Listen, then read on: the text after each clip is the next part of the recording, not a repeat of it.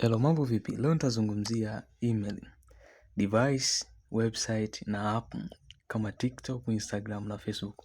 Uweze kuzitumia bila email. Leo nitakuonesha namna gani unaweza kufungua email. Hatua kwa hatua, cha kufanya kaa nami mwanzo mwisho wa video hii. Fungua simu yako, fungua app ya Gmail, alafu utaenda sehemu ya profile. Utafungua sehemu ya profile, utashuka down kabisa, utaona neno add another account. Utabonyeza hapo, alafu utaenda kwenye Google account. Baada ya kubonyeza hapa, utaweka password ya simu yako na utasubiri Google icheki information yako.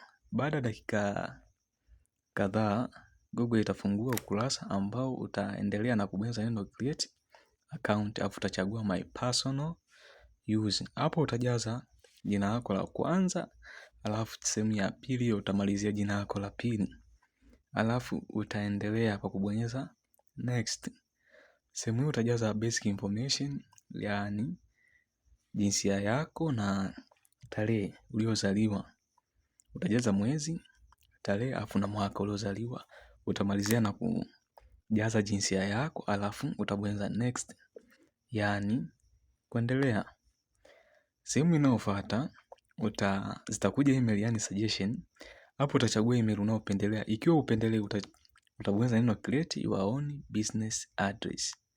Hapo utatengeneza email ambayo unapendelea iwe. Mfano mimi nimependelea ambayo imesuggestiwa na Google. Hivyo nitaendelea na sehemu ya kutengeneza password. Sehemu hii utatengeneza password ambayo itakuwa strong na hapa uweze kukwepa. Hivyo utajaza herufi ya kwanza kubwa, alafu utamalizia na character kama leli, nyota na maandishi yote unayopendelea, na utakuwa umegenerate password na hapa account yako inakuwa tayari. Accept. Hapa kuna sheria na kanuni za Google, utasoma afu utakubali, yani kubonyeza neno agree. Baada ya kuagree, dakika chache Google itachukua kureview au kuweka services zake kwenye simu yako.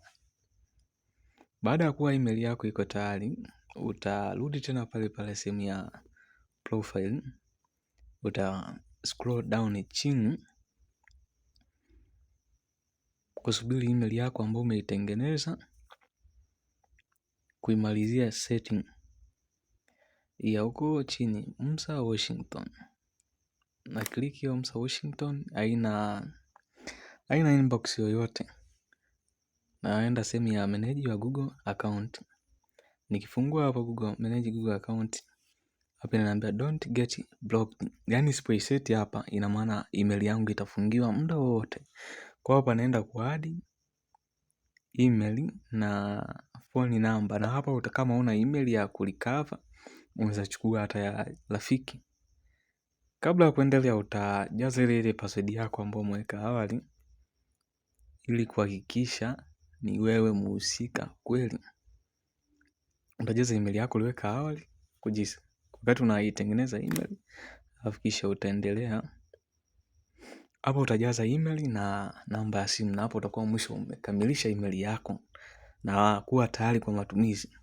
Kama hujasubscribe, share video hii kwa watu.